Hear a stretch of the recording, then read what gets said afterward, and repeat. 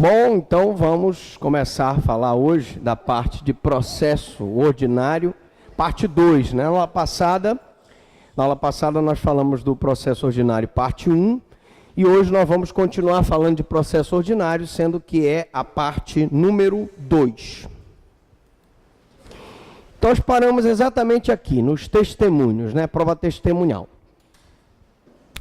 Bom, quem deve ser ouvido primeiramente? São as testemunhas de acusação. As testemunhas arroladas da acusação devem ser ouvidas em primeiro lugar do que as testemunhas de defesa. Isso porque as testemunhas de defesa são arroladas, teoricamente, com o objetivo de contrariar a prova produzida pela acusação.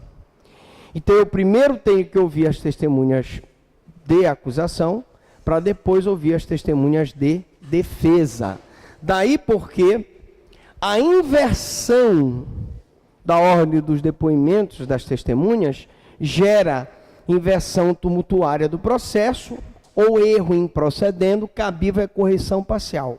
Se um juiz, por algum acaso, ouvir primeiro as testemunhas de defesa, para depois ouvir as testemunhas de acusação, eu terei uma inversão tumultuária do processo, ou o que nós chamamos de erro em procedendo. Não é erro em judicando, é erro em procedendo. Então, caso esta ordem de inquirição, primeiro as testemunhas de acusação, depois as testemunhas de defesa, seja invertida, ocorrerá tumulto processual que pode ser reparado pela via de correição parcial. A correição parcial é um recurso que é utilizado para impedir a inversão tumultuária do processo, tumulto processual, ou erro em procedendo.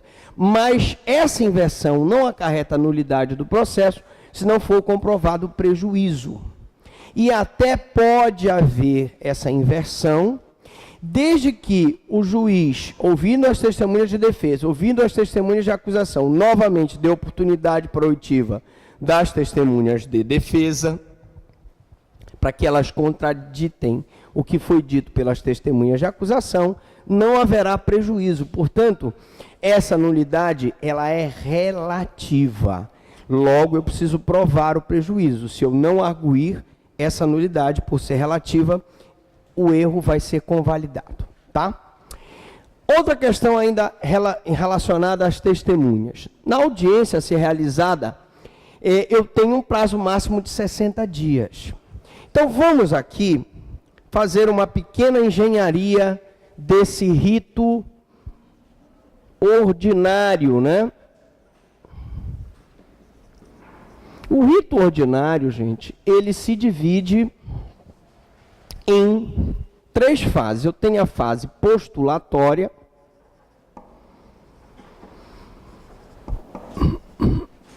eu tenho a fase instrutória, e eu tenho a fase decisória. A fase postulatória, ela inicia com o oferecimento da denúncia e ela termina com, vamos colocar aqui, ela termina com o recebimento da denúncia ou da queixa, né? Que pode ser denúncia ou pode ser queixa, porque posso ter um crime de ação penal privada. A fase instrutória começa com a oitiva da vítima, se estiver viva, né? E termina com o interrogatório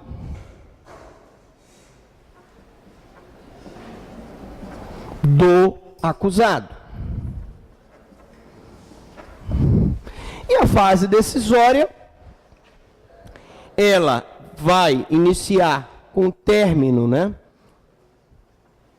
Terminada das alegações finais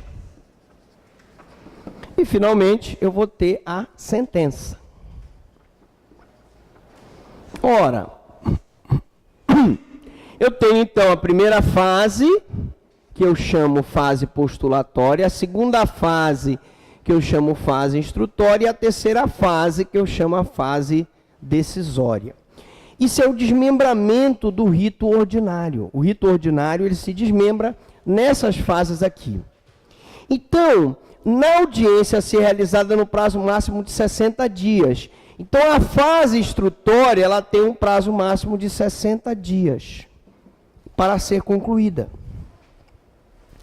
Isso significa dizer que se o réu estiver preso e o procedimento ordinário demorar mais de 60 dias, nós vamos ter a caracterização do constrangimento ilegal.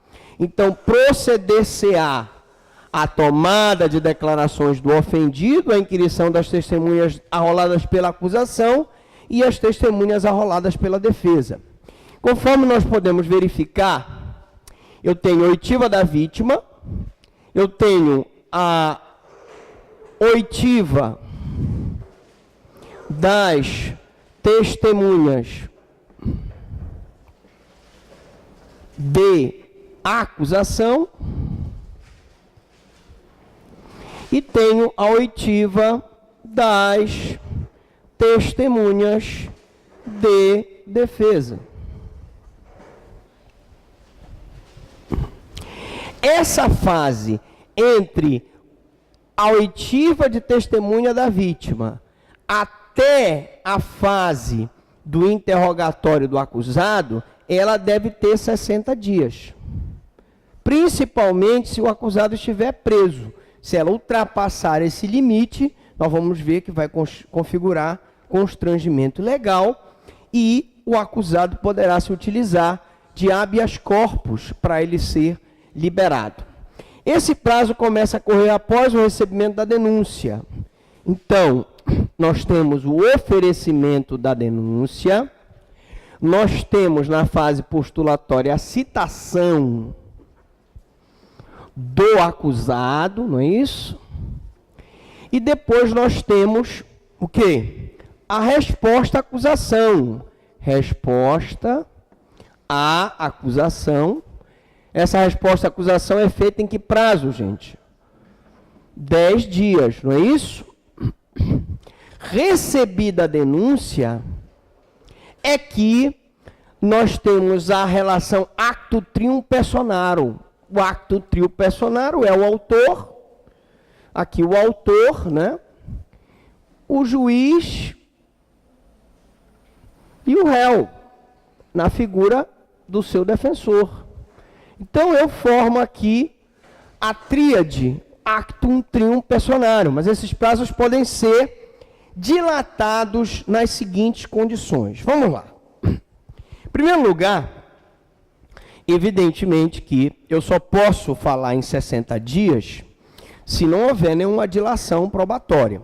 Se essa dilação probatória for feita, provocada pelo réu, porque ele não compareceu à audiência, porque ele pediu a oitiva de uma testemunha, ou porque ele pediu a realização de um exame pericial, e esse exame, então, demorou mais do que ele gostaria que demorasse, o que vai acontecer? Ele não pode alegar que ultrapassou os 60 dias, porque foi ele que provocou. Então, eu tenho a dilação desse prazo, demora determinada por doença do réu, imagine que ele está doente, não pode comparecer aos atos processuais, está com uma doença grave, ou doença do defensor, ou motivo de força maior, o defensor adoeceu, o defensor casou, o defensor viajou, o defensor casou, se separou, teve um acidente em família, o réu teve um acidente em família, qualquer desses motivos é um motivo de força maior. E se essa procrastinação for gerada pelo réu, ele não pode alegar que o processo demorou mais de 60 dias. No caso de enfermidade do réu, o juiz poderá se locomover até o local onde ele está para interrogá-lo, aos moldes do que é feito no processo de interdição e curatela. O juiz pode, sim, comparecer no local onde o réu está, um hospital, ou mesmo na penitenciária, e ouvi-lo. E pode ser feito também o depoimento, né, o interrogatório do réu através de videoconferência, tá? Então vamos lá. No caso de enfermidade do defensor, ele poderá ser substituído por outro definitivamente, ou poderá ser substituído só para aquele ato processual. Por outro definitivamente, se ele, por motivo de doença, estiver impossibilitado de funcionar no processo. Imagine que ele está com uma doença grave, então aquela pessoa vai ser substituída por outra. Mas ele pode ser substituído só para aquele ato. No caso em que ele viaja, ou que ele tem um acidente que ele tenha que resolver, aquele ato processual será praticado por um outro defensor público, e quando ele se restabelecer, quando ele voltar de viagem, ele novamente vai assumir o processo. Devemos lembrar que é indispensável que as partes sejam notificadas para a realização da audiência em que serão ouvidas as testemunhas. A notificação é que é imprescindível. E repare, eu não estou falando em citação nem intimação. Eu estou falando em notificação. Por quê? Porque eu estou falando de um ato que vai se realizar no futuro, é uma audiência que vai se realizar, dando aquela ideia de notificação de ato que vai se realizar no futuro. Bom, o que é indispensável é a notificação das partes. Se as partes foram regularmente notificadas, não há por que eu me preocupar. O que eu não posso é deixar de notificar regularmente as partes. O professor Franklin quer dizer, então, que se as partes forem notificadas regularmente, elas podem faltar, não comparecer à audiência, sim. Elas podem não comparecer à audiência. Elas foram regularmente notificadas. O réu deve comparecer à audiência, o seu defensor deve comparecer à audiência para informar, né, perguntar às testemunhas, produzir as provas que ele deseja produzir. Mas se por acaso ele não quiser comparecer, é um direito que lhe assiste. O que nós temos que esclarecer é que é indispensável a notificação das testemunhas. Como? Sim, o processo continua normal. Se o réu não comparecer para perguntar, se você notificou regularmente o réu, regularmente o defensor, e ele não compareceu à audiência, o processo continua normalmente. Não, aí não é revelia, a revelia não se dá nessa situação. Aí ele foi intimado, foi notificado para comparecer a uma audiência, e ele pode ou não querer comparecer. Se ele não quiser, não há por que ele comparecer, é um direito dele de não comparecer à audiência. O importante é que você notifique regularmente, porque a falta de intimação do defensor constituído para a audiência em que serão ouvidas as testemunhas é causa de nulidade absoluta do processo. Aí sim, se eu não notificar o defensor, eu estou violando o princípio de ordem pública do contraditório e da ampla defesa. E toda vez que eu violo um princípio de ordem pública, eu gero nulidade absoluta. A nulidade absoluta, ela não se convalida, mesmo que ela não seja arguída no momento oportuno, ela não se convalida, tá? Porém, pode constituir nulidade relativa, caso a parte não apresente demonstração de prejuízo.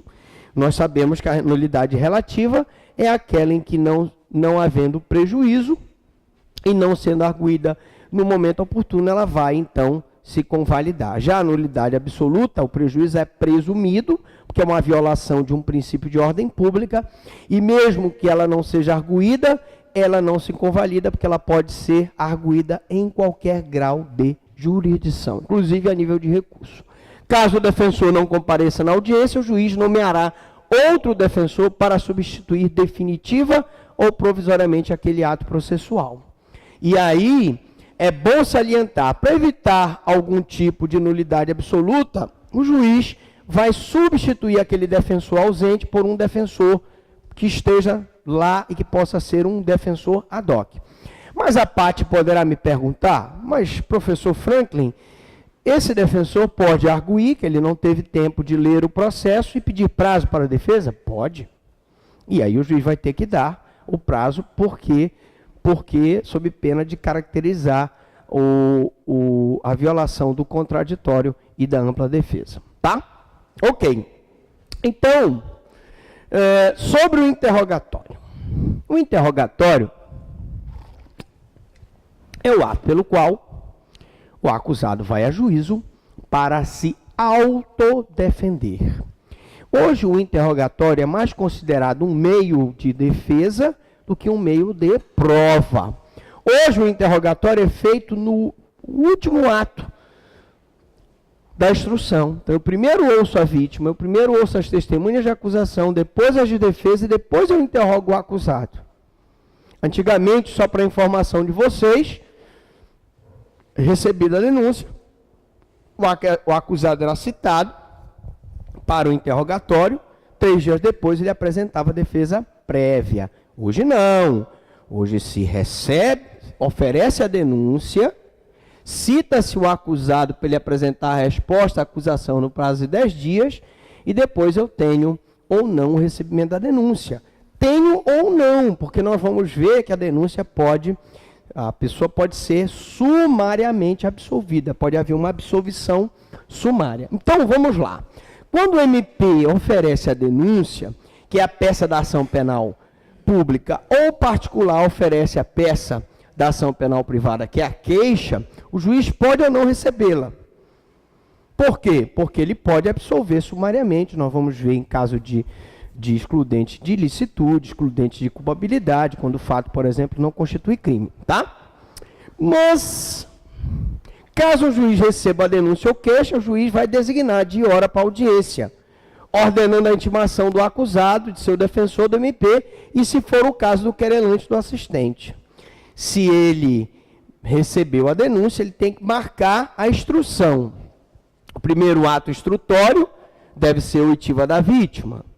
Depois eu tenho que ter as testemunhas de acusação. Quantas testemunhas são no rito ordinário? 8 testemunhas, né? 8. Em oitiva de testemunha de defesa também no número de 8, né? 8 testemunhas. E para essa audiência, se for ação penal pública, intima-se o Ministério Público, se tiver o assistente de acusação, intima. Se for ação penal privada, o querelante. Quanto ao prazo para o interrogatório, a lei nada fala sobre o assunto. Ela não determina, mas nós sabemos que o interrogatório deve ser o último ato processual, é o último ato instrutório, nós estamos vendo aqui, e ele deve ser feito o mais rápido possível.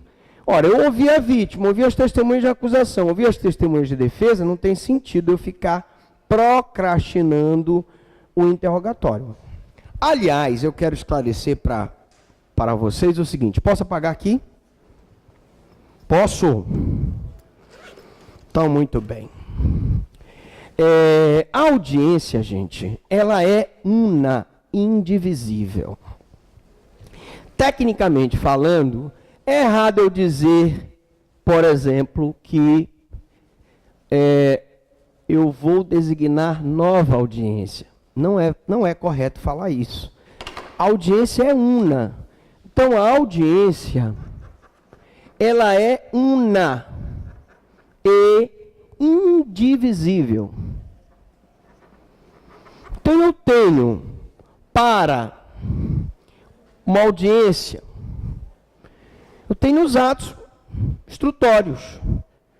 Então, eu tenho uma pessoa que praticou um crime. Esse crime ele foi apurado através de um inquérito policial. Esse inquérito policial foi para o Ministério Público, foi oferecida uma denúncia. Houve uma citação do acusado.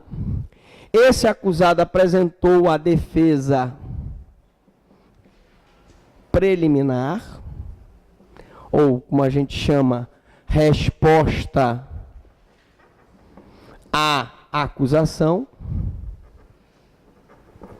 certo?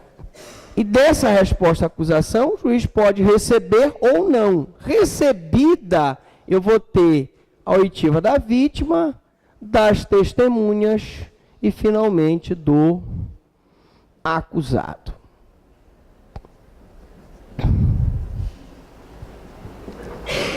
Ora, esses atos instrutórios aqui devem ser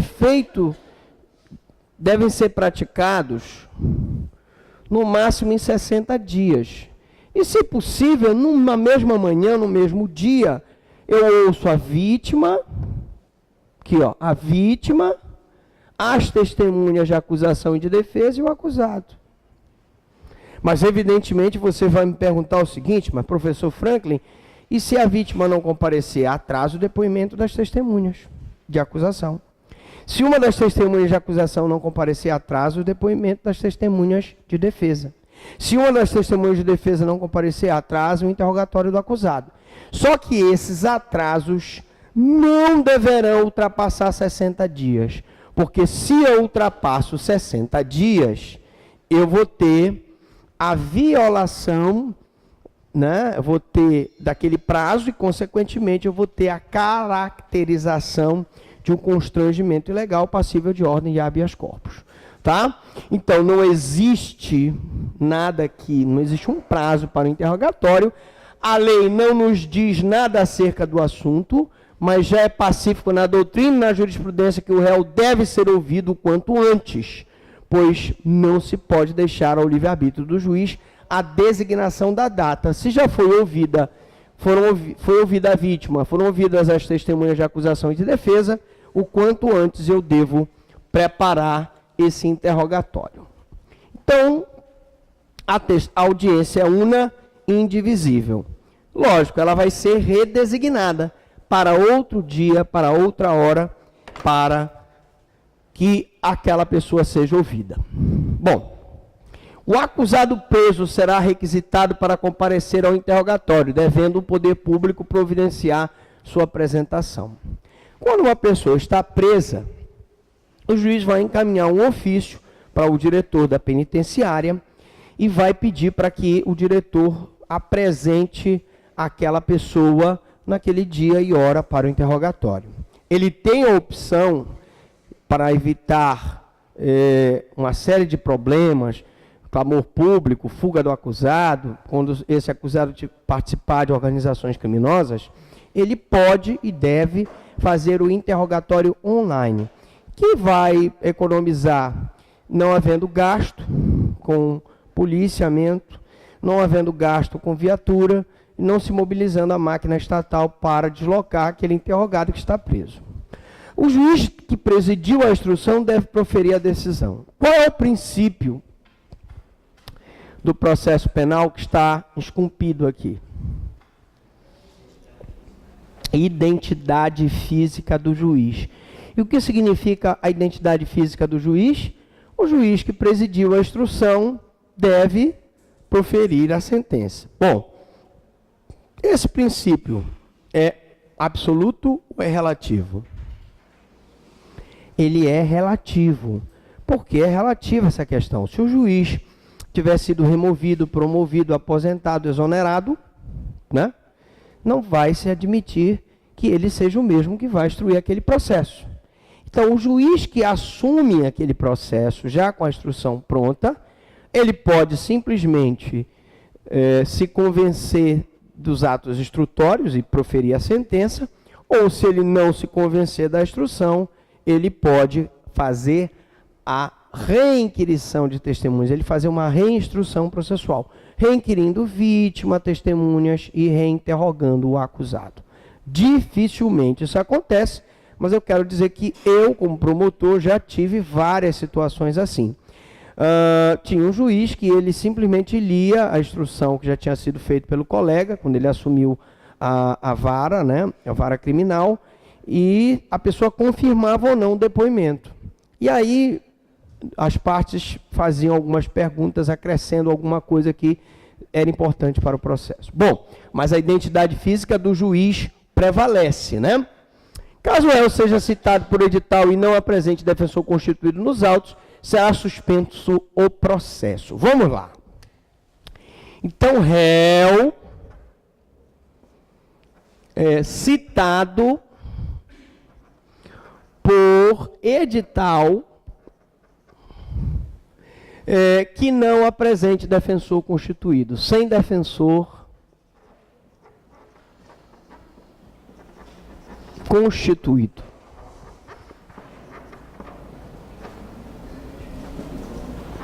Bom, algumas peculiaridades.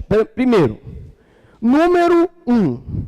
Eu tenho, nessa situação aqui, a suspensão do processo. Suspende-se o processo. Né?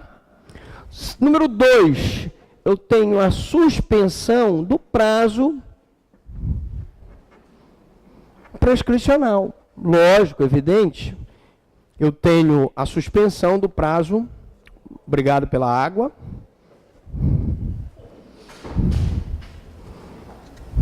Deixa eu beber uma água aqui, né? Bem geladinha. Alguém quer café? Ninguém quer café? Tempo para o intervalo comercial. Tá bom. Então eu dizia que o réu citado por edital, eu tenho a suspensão do processo e a suspensão do prazo prescricional. Por que, professor Franklin, suspende-se o prazo prescricional? Tu has de convir comigo que se o réu se esconde ou foge para não ser citado, e eu continuar deixando que o prazo prescricional siga, sem suspendê-lo, eu estou beneficiando ele, não estou?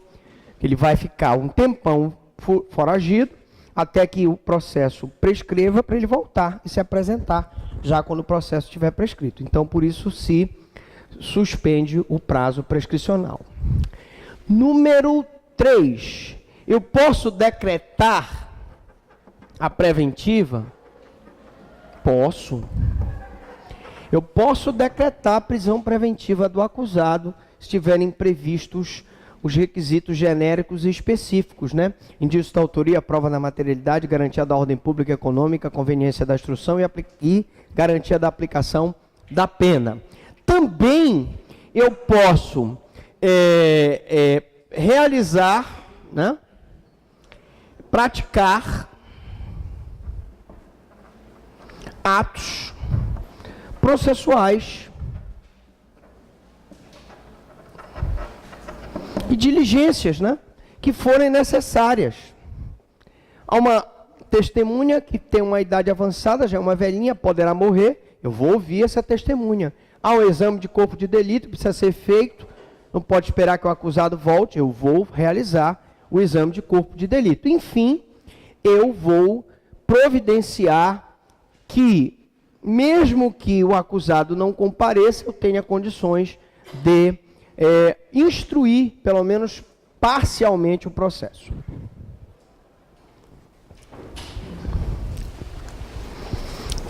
Não se concluindo a intimação até a data marcada para inquirição, o juiz deve designar nova oportunidade a fim de que haja nova intimação e seja o interrogatório realizado. Então, eu mandei intimar o acusado e o seu defensor para o interrogatório, ele não veio a primeira vez. Mandei intimar a segunda vez, ele não veio. É um direito do acusado não comparecer. Ele não é obrigado a comparecer. Se ele comparecer, inclusive, ele pode ficar em silêncio. Então, o importante é que você intime o acusado, que dê oportunidade, ciência para ele e para o defensor, de que está havendo a necessidade de ele comparecer ao ato processual de interrogatório. Se ele não comparecer, e aí nós vamos então dispensar esse interrogatório. Quando o réu for citado, por citação válida, completa-se a relação jurídica processual. Atenção! A relação jurídica processual se completa com a citação válida, mas só existe processo efetivamente contra o acusado com o recebimento da denúncia. Vou repetir. A citação válida completa a relação jurídica processual. Todavia, O processo só existe contra o acusado quando o juiz recebe a denúncia contra o acusado, ok?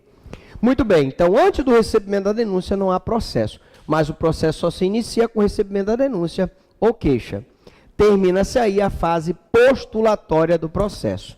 Então, para os alunos que chegaram um pouco atrasados, nós explicamos que o processo se divide em fase postulatória, fase instrutória